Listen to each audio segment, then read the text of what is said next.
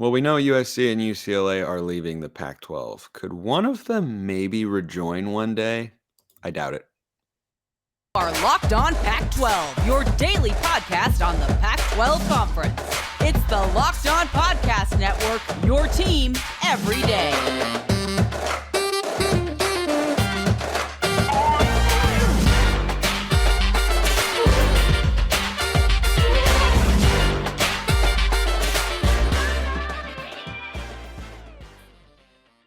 Welcome, everybody, to another episode of Locked On Pac-12. I'm your host, Spencer McLaughlin. Thank you so much for making this your first listen or your first view of the day. Part of the Locked On Podcast Network, your team every day, and your number one source to stay up to date with our media rights free and beloved Conference of Champions. Like, comment, subscribe, please, and thank you wherever you listen to or watch this show, which today is not being recorded all by my lonesome. I've got JT Wistrcill here.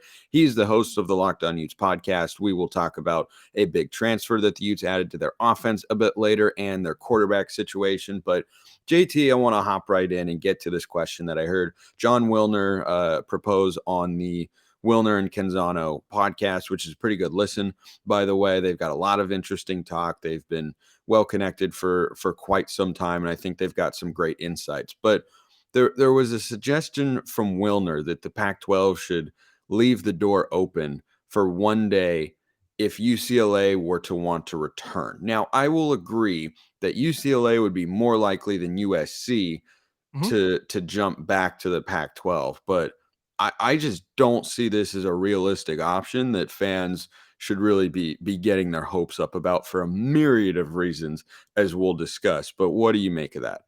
First, yeah, you're absolutely right. Like, no one should be getting their hopes up on this happening. I think the percentage chance that it happens is, probably like one or less. Just because you don't make a move like this and then backtrack. It's a really bad optics look. And like I said, just to me, it doesn't make much sense to do it that way. The reason I say it's not a 0% chance is just because, look, maybe things go really bad for UCLA. They're getting smoked in football. And then it's like, well, maybe there's more parity in the Pac-12, so let's go back there. But I still feel like we're heading for like super conferences anyway, so I don't know why you would want to leave one of the two most powerful conferences that's set up for success. And we should say this too with UCLA. Like, UCLA is still a very good football brand. We know what they did last year with DTR.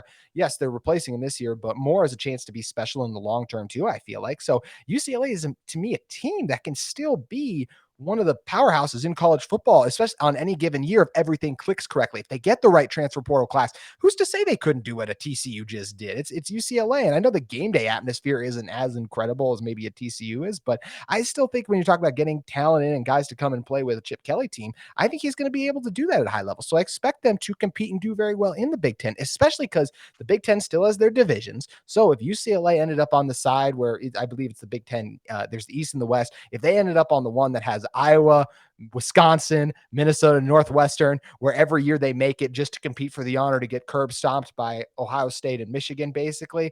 That's where I feel like if you're looking at what UCLA and what they could put out one year, I think they could actually put themselves in a position where it's like, oh, wow, they made the Big Ten championship game. And then all you have to do is win one game in order to advance. So I agree with you, Spencer. I just think there's too much potential for UCLA to succeed on the field. And that's not even talking about the money and the ramifications of the whole reason they left the conference in the first place.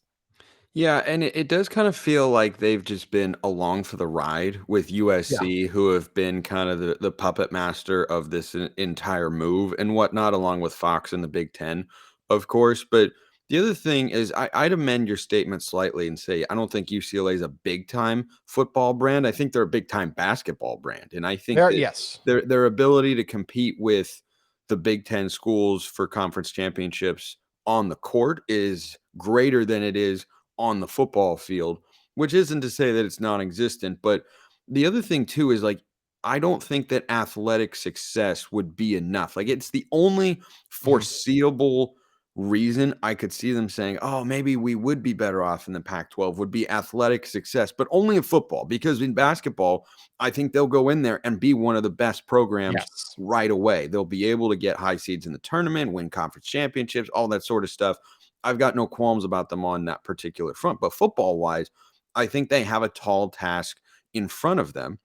But that success alone is not contingent upon whether or not they see the move as being a beneficial one for the university, right? For reasons we've talked about: academic standing, research dollars, media rights money. Like those reasons play into this conversation as well. And it's so much more. Like think about two schools that have made a jump to the SEC, where there is a lot more money in the media rights and a lot more on the academic front as well than you have in the Big 12. Missouri and Texas A&M have had little to no success in Yep. a measurable way. Texas A&M recruits at a high level, but they haven't been able to, really put it all together since joining the SEC. They haven't played in the SEC championship game even. Missouri hasn't even sniffed it. Nebraska in the Big Ten, they've been a bottom dweller primarily, but those universities aren't thinking about going back. And I just think that when you put all those factors together, it's hard to see why UCLA would say, "Yeah, let's go win more football games, so we'd go over there." And the suggestion from Wilner is you leave the door open for that to happen, and you only add San Diego State. You be an 11-team conference. Like I see how you could navigate that path, and certainly the Pac-12 would welcome them back with open arms and whatnot. But if she leaves you for a more successful, richer, better looking guy, you leave the door open for her to come back to you, but you got to be able to recognize she's probably in a better situation right now. 1000%. And I think you make a great point too. If winning was the most important thing for Nebraska and some of the other places, they might have been looking to go while everyone else is coming to their conference. Maybe they would have looked to go somewhere else, but they have a chance. They know they still have a chance to compete, obviously, with the A&M and the recruiting talent they're bringing in. Like they should be better. But as we mentioned, for all those schools, being a conference champion isn't the most important things. It's making a profit and still being like putting out a competitive product. There's the cachet that comes with being in the SEC that I think those schools value. UCLA will value that cachet that comes with being in the Big Ten too. So I think that makes a lot of sense. I do want to go back to what I kind of touched on with UCLA, Spencer, because I will say this. I think UCLA is the kind of team where if things break right for them in a given year, they can't be a top 10. Now, for like a 3-year stretch, they will not finish as a top 10 team. But I think there's years it could break right for them, and they do land in that higher echelon just because of their ability to recruit talent. And like I said, I don't see why they couldn't do what a TCU just did, right? Where have everything click in 1 year and the schedule break right for them too. They win some tight games, and then you're looking at all of a sudden and you're like, wait, they upset Ohio State and now they're Big Ten champs. I think that's a possibility. I don't think it's an impossibility. I think it's challenging. I think it's highly challenging for him. They don't recruit at the high school level a ton. Chip Kelly's not a big recruiter, but he is a big transfer portal guy. And UCLA uses the portal very, very well. They do have a 5-star quarterback coming in this class in Dante Moore, who will likely compete for the starting quarterback spot come this fall, which is a fascinating development given the slew of Pac-12 quarterbacks, which are very, very impressive, as we'll talk about later in the show.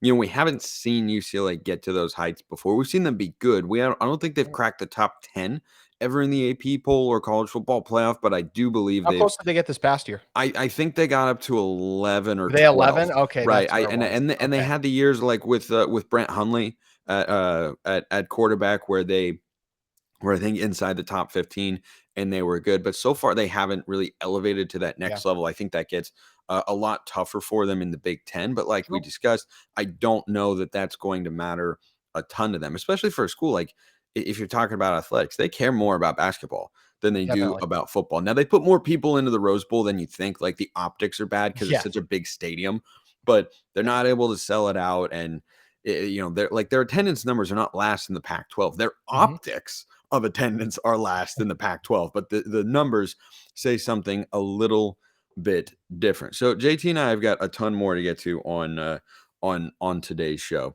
including Utah's latest transfer, which I think gets them closer, perhaps, to three-peating in the Pac-12, which is a really, really tough thing to do. And we can all get closer to being a little bit healthier if we check out Built Bars, because they're a delicious snack that don't have all the sugar and calories, and the best tasting protein bars ever are made by Built. They're healthy. They taste amazing. You'll think they're good for you, or you'll think they're not good for you when in fact they are. They're covered in 100% real chocolate. They come in a bunch of great flavors like churro, mint brownie, peanut butter brownie, cookies and cream, and so many more. You don't need to wait to get a box. For years, we've been talking about ordering Built Bars at Built.com.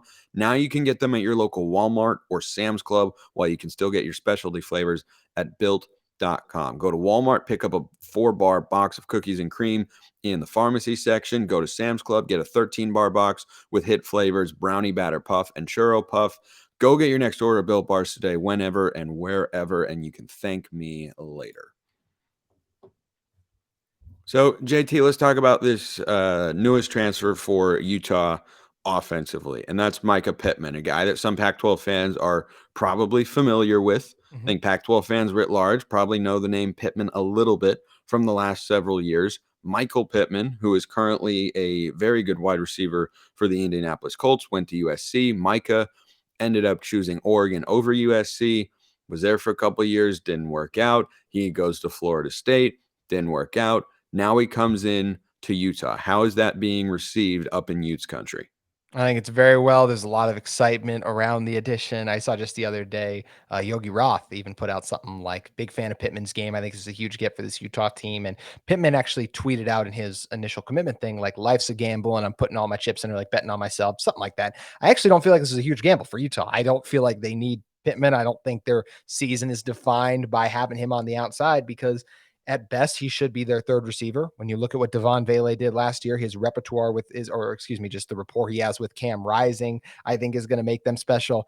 Brant Keithy is arguably the best pass catching tight end in the country. Him and Brock Bowers, basically. Look, Bowers obviously a better prospect, but when you look at what Keithy does overall, so those are your top two guys. Then who else is there? Thomas Yasmin made some incredible plays last year. He could be your 3 or 4 pass catching option. And Money Parks really flashed some special things too. So do I definitely think there's a chance that Micah Pittman can beat out Money Parks and be the number 2 receiver? Yeah.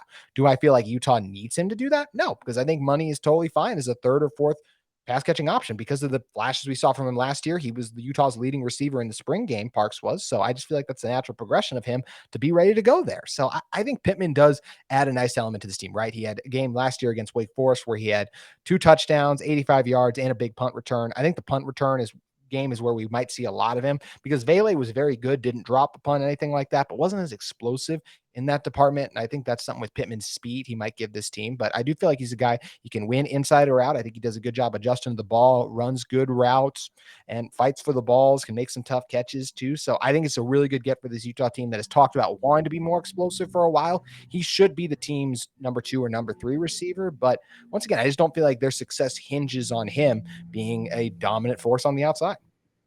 Yeah, and he's a tenacious player as well. Plays with a lot of energy, a lot of passion, really a big, kind of a motivational guy. Like when he, makes a big play, he's going to let you know that he made a big play. And I think having those guys is good. I think for Utah offensively, they've had some good explosive players, but they haven't had that many guys, it feels like, who can take the top off of defense. And now you have, Vele does that from time to time, but I think that's really the Money Parks kind of area where he thrives with that speed. But Pittman introduces that element as guys who can stretch the field. So how do you want to see Andy Ludwig incorporate him into the offense to make the Utes offense even better as they go for a 3rd straight Pac-12 title? Yeah, I think you could definitely be more explosive, right? That's the one thing that we've talked about for a long time with this team. And look, Cam Rising's injury and availability for the game against Florida is still up in the air. So how does that affect the explosiveness? That's what's going to be interesting to see. But I do think it just helps to have guys on the outside who have gone against Power 5 opponents who've had big games against them. He's done some good things at Oregon, done some good things at Florida State, and now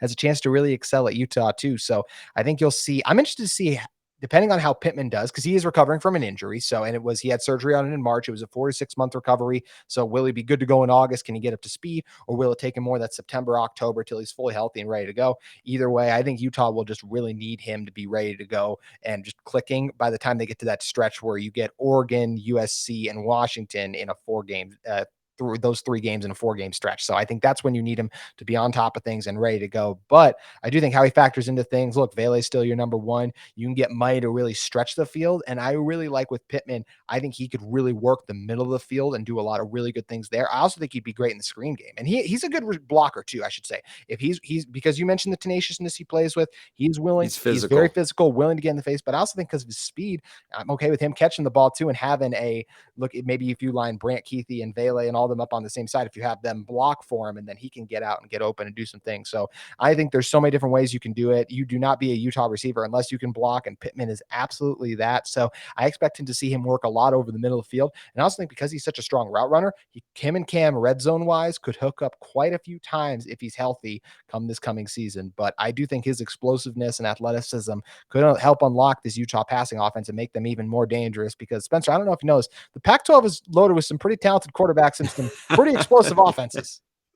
Yeah, they've been pretty darn good, and it feels like adding a guy like Pitman is Utah doing their due diligence to kind of keep pace with the rest of the offensive weapons. Like, look at the receivers that Washington's bringing back: Jalen Polk, Roma Dunze, Jalen McMillan. That is an elite trio of wide receivers. Oregon's got Troy Franklin coming back. They had Alabama transfer Trayshawn Holden. They had Tez Johnson from Troy, who's got a lot of high level speed. They bring back Chris Hudson. UCLA is replacing quite a few guys down there, but they've added guys like J. Michael Sturdivant from Cal, who add to their offensive repertoire. Like, you just go down, and then USC's weapons, of course. You got Mario Williams. You've got the freshman Zachariah Branch coming in. Austin Jones at running back. Like, just you go down the list and you realize that this is a very offensively driven league, and Utah has been a defensively driven team. That's always where they've kind of made their money, is run the football and be physical. So let's kind of parlay that. You provided a nice transition for me. Thanks for making my job easier, into our final topic of the day, and that's Cam Rising as a quarterback when he does come back. And look, we're all hoping that he's able to play week 1 against Florida.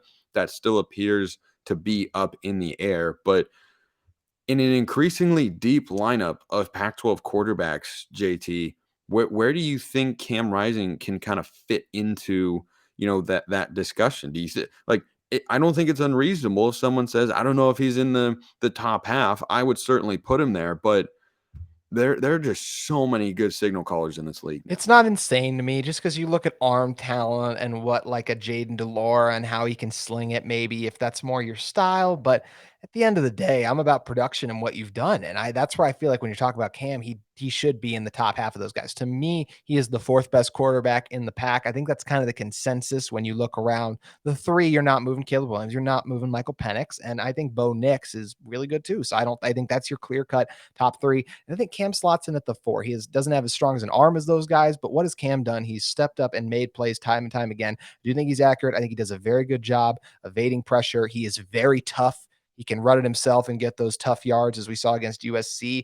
Cam Rising had one of the 5. I don't know if there's 5 quarterback performances last year better than what Cam Rising did against USC and Rice Eccles. I mean, 400 yards, what he hooked up with Dalton Kincaid, powering in the 2-point conversion to cement the win himself. That's just a gutsy performance. And gutsy is the way I'd sum up Cam Rising. He's the only reason they were in that Rose Bowl in the first half. Pressure was breaking in constantly. Cam would tuck it, run it, get a first down on 3rd and long. That's just what Cam does. He makes plays. He makes things happen time and time again. He is not the sexiest quarterback, for lack of a better word. It's not like he's just lighting it up and going to drop like these insane passes on you once again. And because I mentioned the arm strength, but he moves the chains, and Utah's record with him is incredible. And he's a large part of that because he also doesn't turn the ball over. He's a lot better at that than a guy like a Jaden Delora, who is prone to turn it over a little bit more. Even though Delora was better at that last season, I'd still take Cam, and I want Cam operating my offense, because I have no doubt in my mind that he looks at a Caleb Williams and goes, I can go up and down the field with that guy. If he leads his team on an offense, I can respond and do the same. He did that against CJ Stroud too, until he got injured. Everyone forgets that game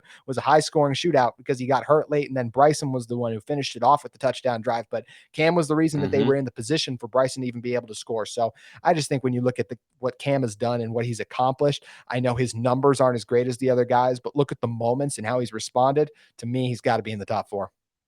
Yeah, I think he brings that kind of veteran moxie and presence to an offense where he's for the most part very steady and reliable. Now, the one game, and I know this probably pains you to bring it up, but it delights me a little bit, that you look at and say, boy, what in the world happened there, was the Oregon game a year ago. It was the worst game I've ever seen Cam Rising play. He had 3 interceptions. He missed 2 throws on 4th downs that cost Utah a chance at points. Like, it was uncharacteristic. But that's kind of my point, is those games are so rare from Yeah. him. And I think you see more pop games than you see dud games from Cam Rising. I don't expect every quarterback to play well, week in Yeah. and week out, but Cam gives you far more good games than bad Mhm. one. And he's a great orchestrator of the offense, understands it very well. And I think the reason that he can get really easily overlooked, we all just have forgotten because it's Utah. That's just what happens. Like, we forgot that he was a first team all Pac-12 quarterback in 2021. Like that's been completely disregarded, I feel Mhm. like, by most people who talk about the quarterbacks in the Pac-12, which is not to say, Bo Nix, Michael Penix, Caleb Williams don't have higher ceilings than he does. But I think Cam Rising's floor on a game-to-game basis is just so high and so good that he's a guy where you can just depend on consistently week in and week out for the most part. And the other reason, I want your thoughts on this, JT, why I feel like he gets overlooked a bit is he doesn't have a big Mhm. arm. He's not that fast, and he kind of throws funny. Yeah. And I think that all plays into how people perceive him. Caleb Williams, Michael Penix, Bo Nix all throw a prettier ball. Like you said, they are faster in like a 40 time run and everything like that. But I don't know if Penix that's is true. now after a myriad of That's a good point. injuries, but I think that the other two guys certainly, yeah, they're superior athletes. Yeah, but when you like I said, when we talk about Cam, it's just like, well, it's 3rd and long, but oh wait, he got the first down by running. Like he broke 2 tackles. He just finds a way once again because of his toughness, his physicality. Like he doesn't shy away from contact. He's willing to take those tough hits. He makes the plays. Utah was down 17-3 in the Pac-12 championship game. And yeah, Caleb Williams got hurt. It changed the game, all of that too. But USC could have been able to hold him in check, right? And not let him go on 2 crazy drives to end that half. And then the second half just continued the onpouring to win a Pac-12 championship. So, as you mentioned, just the good with Cam outweighs the bad. Even games like, look, against Florida, the first game of the season, he had that tough interception. He was the one who brought Utah all the way back down the field, while the Utah Mhm. defense potentially just helped the Indianapolis Colts make what they hope is a good decision, but also could very well likely be a massive mistake when every highlight I saw was basically Anthony Richardson versus Utah because he was just tearing apart their Yeah, there were no you make a great point. There were no other no. highlights It was like flying one around throw against for LSU, Anthony and that was it. Richardson. It was everything Yeah. else was just him just getting torching Utah. And I do hope Richardson's really good. I think he can be, but if he's also a bust, it'd be like, well, yeah, look at his larger body of work when he wasn't going against a Utah team that just forgot how to tackle for a game and then kind of fixed everything thereafter that. So yeah, with Cam, as I mentioned, I just feel like like I said, all those stats, everything there, they don't favor him. But then you'll turn on the game and you're like, oh my gosh, look at him leading this offense. Look at him doing this drive. And I like that you brought up the Oregon game too, because that was his worst and a bad performance. But I also look at a guy like a Sam Hartman at Notre Dame. And I know we're talking about Pac-12 quarterbacks. Sam Hartman had back-to-back games where he tossed 3 interceptions. Cam has never even lost back-to-back games in his career, as unless you want to count the Rose Bowl to the Florida game, but that's 2 separate seasons, basically. So I don't count that. I'm talking about consecutive games in a season. So that's where, to me, Cam has just done so many special things. He's a winner. He steps up, he makes the plays. It does not look as pretty as the other guys when they throw the football and do all that other stuff, but But it's it's effective. effective and he finds a way. And Utah's back-to-back Pac-12 championships. If I had to say the largest reason because of it, I probably would say Cam Rising. And if they are going to go for a third and make a real shot at it, he has to come back, be healthy, and Mhm. be playing at the level that we've seen for the last couple of years. JT Wistrcill is the host of the Locked On Utes podcast, Monday through Friday on YouTube and wherever you get your podcasts. Go check him out if you want daily Utes content. JT, thanks as always. Great. Thanks, Spencer. Appreciate everyone listening. See you next time. And until then, have a wonderful rest of your day.